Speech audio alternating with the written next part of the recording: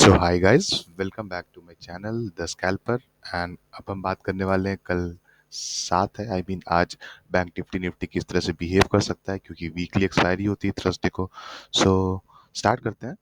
यहाँ हम देख सकते हैं 5 मिनट के चार्ट पे निफ्टी ने अपनी ओपनिंग दिखाई 17880 के लेवल्स पे, एंड उसके बाद इसे एक बहुत बड़ा रेजिस्टेंस से रिवर्सल मिलने के बाद इसने वापस जाके उस पॉइंट को टेस्ट किया।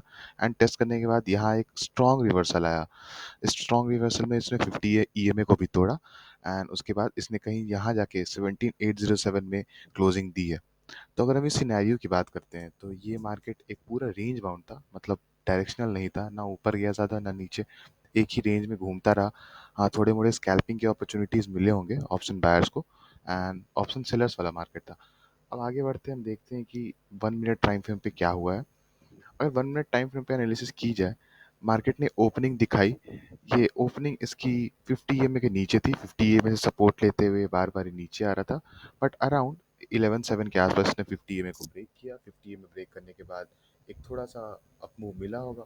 हालांकि ये अप मूव बहुत ही शॉर्ट था, ओनली फॉर स्कैल्पिंग। एंड उसके बाद इसने एक बहुत तगड़ा रेजिस्टेंस लिया, बहुत ज़्यादा वॉल्यूम के साथ, एंड उसके बाद उसी रेंज में चलता रहा। तो अब बात कर लेते हैं कि कल क्या हो सकता है। सो कल 7 अप्रैल है, जैसा कि मैंने बताया, और एक्सपायरी है। तो एक्सपायरी में एक चीज़ आपको ध्यान रखनी है कि कभी भी अगर आप न्यू ट्रेडर हो तो आपको सेम कॉन्ट्रैक्ट की एक्सपायरी में ट्रेड नहीं लेनी है, उसके नेक्स्ट कॉन्ट्रैक्ट की एक्सपायरी में ट्रेड लेनी है।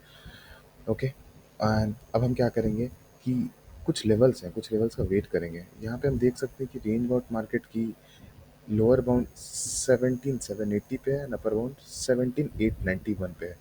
तो अगर ये लेवल उठता है कल, ये लेवल अगर ऊपर की तरफ टूटता है तो मैं कॉल में बैठना चाहूँगा। 17,900 अगर ब्रेक होता है तो मैं कॉल में बैठूंगा।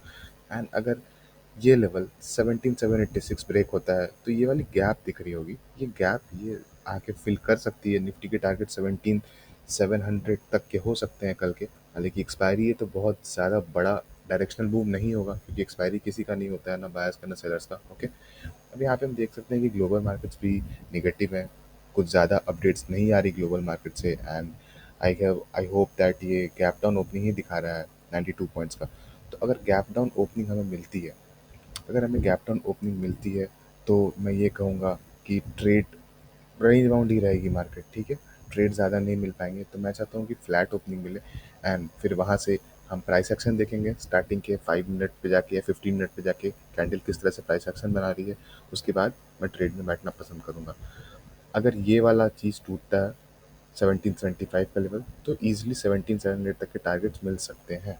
बट एक और चीज़ मैं क्लियर कर दूं कि मैं कॉल पे तभी बैठूंगा जब 17,891 टूटेगा ऊपर की साइड। क्यों ऐसा इसलिए बोल रहा हूँ, क्योंकि यहाँ पे एक बहुत बड़ा रेजिस्टेंस बन चुका है, यहाँ से 2 बार मार्केट ने सपोर्ट लिया है।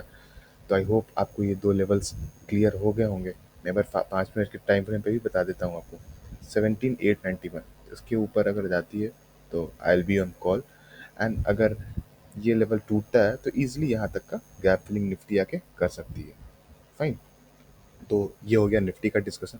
अब हम थोड़ा ऑप्शन चेन एनालिसिस कर लेते हैं कि क्या लाइक कौन से मूड में है बायर्स एंड सेलर्स। यहाँ पे हम देख सकते हैं कॉल्स एंड पुट्स हैं। तो आप पहले से ऐसे समझ लेना कि कॉल साइड की जो डेटा होती है, कॉल साइड की डेटा वो रेजिस्टेंस बताती है, एंड पुट साइड की डेटा सपोर्ट बताती है। सबसे ज़्यादा ओपन इंटरेस्ट कहाँ बना हुआ है, 18,000 पे है। तो कॉल राइटर बहुत ज़्यादा ही कॉन्फिडेंस है कि वो 18,000 से ऊपर तो मार्केट नहीं जाएगी। तो उन्होंने 18,000 पे अपनी पोजीशन बनाई हुई है। बट अपने स्ट्राइक प्राइस के आसपास हम देखते हैं तो 17,807 चल रहा है। 17,807 मतलब 17,800 आप देख सकते हो, 39.1 लाख कॉन्ट्रैक्ट है कॉल के साइड, एंड 47.6 लाख है पुट के साइड। एंड उसके बाद बड़े बड़े बार्स यहाँ पे 17,700 पे दिख रहे हैं, एंड यहाँ पे 17,900 पे दिख रहे हैं। तो हम कुल मिला के ये एक रेंज बना सकते हैं मार्केट की, 17,900 टू आई गेस 17,700 के बीच में रहेगी। तो हमें ऑप्शन एनालिसिस से ये अभी दिखाई दे रहा है कि काफ़ी ज़्यादा चीज़ें न्यूट्रल है। आई I मीन mean, थोड़ा सा बियरिश साइड में मैं बोल सकता हूँ, बट काफ़ी ज़्यादा चीज़ें न्यूट्रल है, क्योंकि कल एक्सपायरी है। तो थोड़ा सा हल्के ट्रेड लेना है सबको, एंड नेक्स्ट वीक की एक्सपायरी में ट्रेड लेना है। कभी भी सेम वीक की एक्सपायरी में ट्रेड नहीं लेना है। ये सब मेरी खुद की पर्सनल मिस्टेक्स हैं। तो आप लोग इस चीज़ पे काफ़ी ज़्यादा ध्यान रखिएगा। एंड निफ्टी की बात होगी, निफ्टी में आपको लेवल्स मैंने दे दिए हैं। अब बात कर लेते हैं ज़रा बैंक निफ्टी की। तो बैंक निफ्टी की अगर हम देखेंगे तो ऑलमोस्ट ऑलमोस्ट सेम स्टोरी है। 37,770 के आसपास ओपन हुआ। ओपन करने के साथ जो लोग पुट में बैठ गए होंगे उन्हें यहाँ तक कुछ मोमेंटम मिला होगा। उसके बाद एक शार्प अप मूव आया। अप मूव मिलने के बाद 50 ईएमए इसने ब्रेकेज दिया, बट उसके बाद जो साफ रिवर्सल आया उसके बाद ये सेलिंग साइड में चले गई। ठीक है, तो अब ये क्या कर सकती है, अगर हम यहाँ पे आ गए बैंक निफ्टी की 15 मिनट चार्ट पे, तो सेम निफ्टी की तरह यहाँ पे एक गैप बाकी है। ये गैप आप देख सकते हो, ये गैप।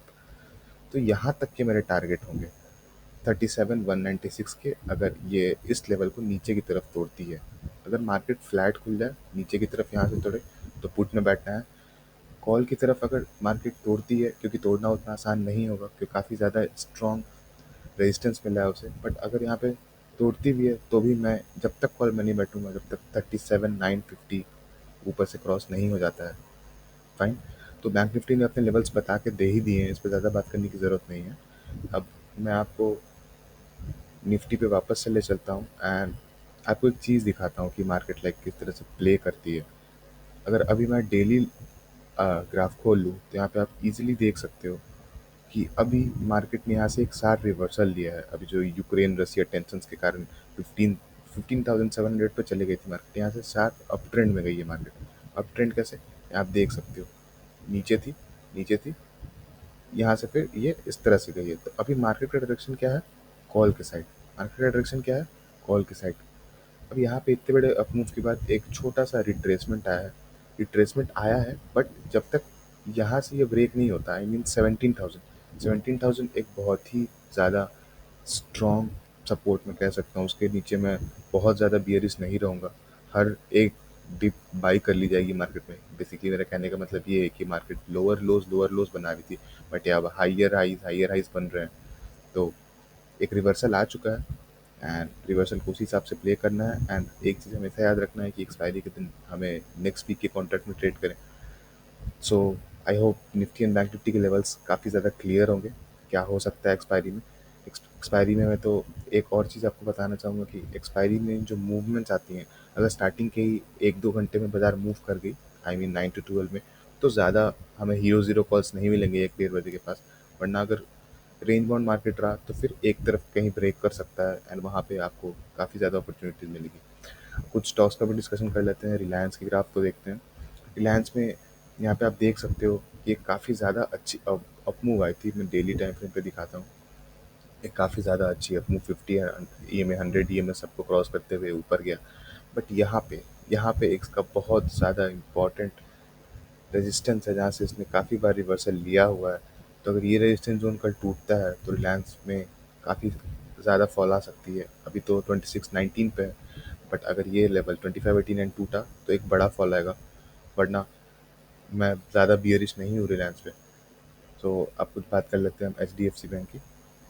तो जैसा कि कुछ दिन पहले एच बैंक में मर्जर की न्यूज़ के कारण एच बैंक अराउंड 1720 तक चली गई थी। अब यहाँ प्रॉफिट बुकिंग हो रही है। अगर इसे डेली पे एनालाइज किया जाए तो अभी इसका ट्रेंड डाउनवर्ड साइड है एंड मुझे लगता है कि ये यहाँ तक की जर्नी कवर करेगी अराउंड 1519 की। फिर यहाँ पे आप एक शार्प रिवर्सल देख सकते हो जो इसे 1720 तक लेके जाएगा। सो ये थे कुछ स्टॉक्स के डिस्कशंस। आई होप आपको काफ़ी ज़्यादा पसंद आए होंगे डिस्कशंस एंड आपके वैल्यूएबल कमेंट्स के लिए हमेशा comment section on है। So like, subscribe and share, and that's all from the scalper. Thank you.